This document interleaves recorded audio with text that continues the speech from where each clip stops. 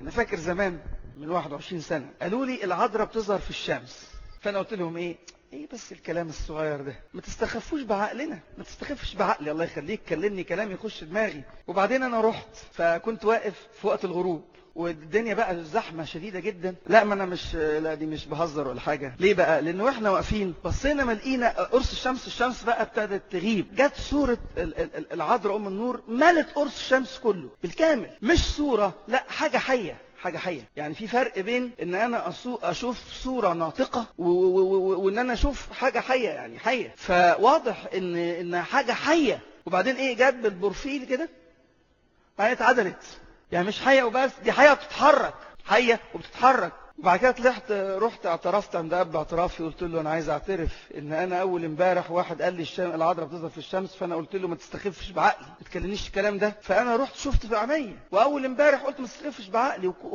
وشفت العذراء بالبروفيل واتحركت، حاجة حية.